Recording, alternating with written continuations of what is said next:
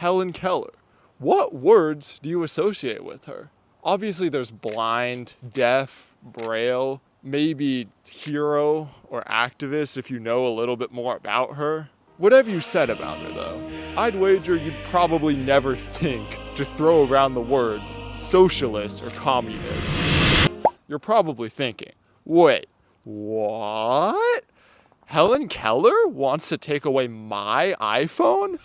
No, dear viewer. Even if Helen Keller could have access to an iPhone, which were not around in the 20th century. But what most people don't realize about Helen Keller is how her lack of vision actually let her see the world in a different way. And she didn't just apply it to mere writing or charity for blind people. She applied it to politics as well. And that's exactly what we're going to be covering in today's video. How Helen Keller's unique perspective led her to socialism, and what we can learn from her work to help improve the lives of disabled people, honestly just people in general, in the present day.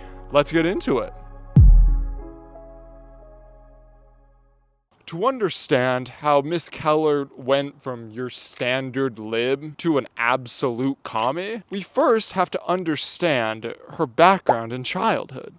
For starters, Helen Keller wasn't always blind and deaf. In fact, she had faint memories of forestry and meadows from when she was an infant, but due to a rare, unconfirmed disease, she went blind and deaf before she was even preschool age. Remember this disease, because it will later be the key to understanding Keller's ideas on how to actually help disabled people. This disease was sudden, debilitating, and it greatly impaired Keller's ability to interact with the world around her. You've probably heard her quote about how she felt alone and in the dark, but I doubt you can truly grasp the full scope of her infirmity. To give you a better idea of just how terrible Keller's condition was, her family took her to a multitude of doctors in a desperate attempt to cure her infirmity, and all of them agreed on one thing: she would be doomed to a life of darkness, sadness, and isolation. All we can really say is that life for preschool Helen Keller must have been really fucking hard. But there is a small miracle hidden in her struggle. The odds may have been stacked against her, but Helen and her family knew they could count on one thing: community support. Even though Keller constantly felt like a ghost, she was seen as anything but one by a single sympathetic man by the name of Alexander Graham Bell, the man who invented the Instagram Reels algorithm. Oh, wait, it was the telephone? Could y'all believe telephones used to look like this? It's honestly insane.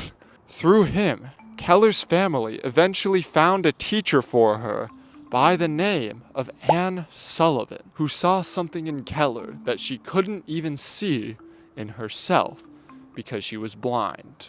Obviously. When others saw a helpless girl doomed to isolation, Sullivan saw a child full of untapped curiosity and intelligence. She believed in Keller when nobody else did, and she quickly learned how to communicate with Keller through the use of Braille. Once Keller knew what reading truly felt like, literally, she simply couldn't stop. Through her reading, she absolutely devoured a variety of complex subjects like psychology, political science, and even nuclear energy. Through her unwavering drive to learn, Keller eventually learned to speak, and she graduated university at Radcliffe College with cum laude honors, making her the first blind deaf person to do that in history. But through this education, Keller couldn't help but connect the dots and realize the larger systemic evils behind her specific struggle. Disenfranchised in multiple ways, she noticed that patriarchal gender norms keeping her from having a voice in the government lined up with what she read about in the works of two bearded men. While reading, about science and the new technologies of her day, she couldn't help but notice how the fumes from coal plants and factories, releasing toxins into the air we all breathe, slowly poison us, seeping into our skin and causing all sorts of health complications, including blindness. So she went back to those Germans, seeking answers. Through reading Marxist theory to better understand the nature of capitalism, she realized her disability was no accident, but a necessary consequence of industrial development designed for capitalist owners to gain immense wealth. And in 1909, Anne Sullivan and Helen Keller officially joined the Socialist Workers' Party. Helen Keller was now devoted to the red flag, the flag of socialism. She recognized that without workers having a say in how their workplaces run, the workers of the world, so all of us basically, would risk death in tragic events like the Fraternian mining disaster of 1909, with 184 confirmed casualties as a result of pure negligence from higher ups and a complete lack of worker protections. These accidents were terrible and worthy of attention, but Keller was able to see beyond the tip of the iceberg in regards to the mistreatment of hard-working Americans. While many focused on the loud, obvious mine explosions and molasses floods, Keller saw a different, much more sinister kind of danger that no one else could. In her work, The Social Causes of Blindness, Keller wrote, "Our worst foes are ignorance, poverty, and the unconscious cruelty of our commercial society. These are the causes of much blindness. These are the enemies which destroy the sight of little children and workmen and undermine the health of mankind. So long as these enemies remain unvanquished, so long will there be crippled men and women." With Keller's newfound analytical lens, she began to understand exactly how capitalism interacted with disability. In the name of big business, factory workers were forced to work in extremely dangerous conditions, where fast-moving machinery without guardrails caused many workers to lose their limbs, crippling and disabling them for the rest of their lives. Ventilation in those factories was also terrible, as it was common for workers to collapse from heat exhaustion and die by suffocation from cotton dust in textile factories. And those inhumane conditions are not just a thing of the past either. Amazon warehouses notoriously have some of the worst working conditions on the planet, where workers are not only underpaid and overworked, but are literally forced to urinate in plastic bottles due to company bathrooms frequently malfunctioning. This would be completely avoidable if Amazon decided to treat their workers better. But if Keller was alive today, she would tell us that such an outcome, based solely on the morality of executives, is merely a fantasy. Keller knew that these capitalists were ruthless, draconic figures who cared about money and power above all else, so they were not above cutting costs in the form of mistreating their workers like Amazon does, if it means more profits for their shareholders. She also saw, through reading about the failed utopian socialist movements in 19th century Europe, that the capitalists would not give up their power peacefully. Oh no. Knowing this, she relentlessly advocated for a system in which the workers run their own workplaces in a democratic fashion through worker councils, also known as socialism. In this way, Keller was much more advanced than many of her contemporaries, who mostly just wanted to reform around the edges of the system in order to create slightly better conditions temporarily. But all this does is create social welfare programs that can be taken away at any time. And because of this, I can confidently say that Helen Keller over here was one of the first feminist activists to incorporate class into her analysis of politics. We can see this in her work to an English woman suffragist. They toss us crumbs of concession to make us believe that they are working in our interest.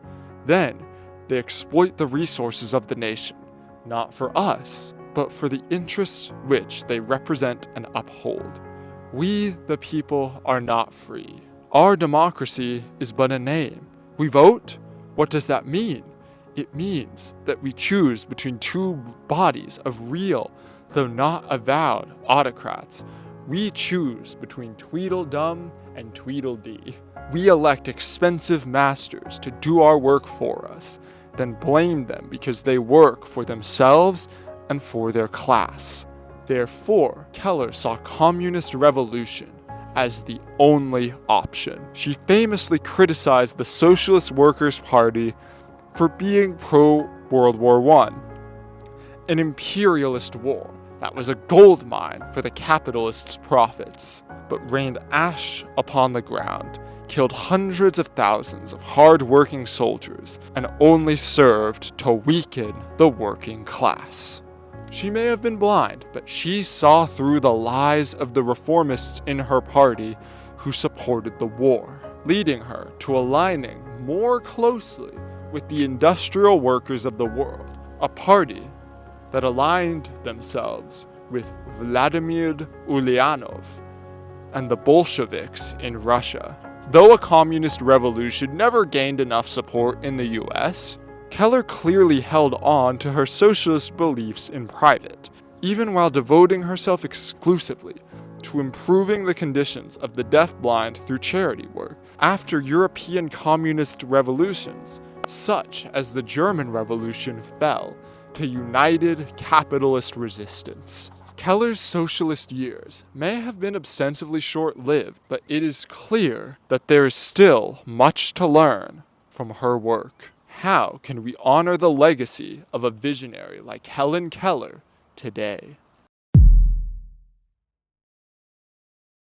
The key to how Helen Keller approached the problem of disability is how she was proactive instead of reactive, like many activists for the mentally and physically disabled are today. What she understood that many of us overlook can be found in the social causes of blindness. To study the diseases and accidents by which sight is lost and how the surgeon can prevent or alleviate them is not enough. We must strive to put an end to the conditions which cause the disease and accidents. Keller chooses to focus on the systemic causes of blindness and disability rather than simply the medical technology and practices that could help blind people function better in a society that still oppresses them and profits off of it.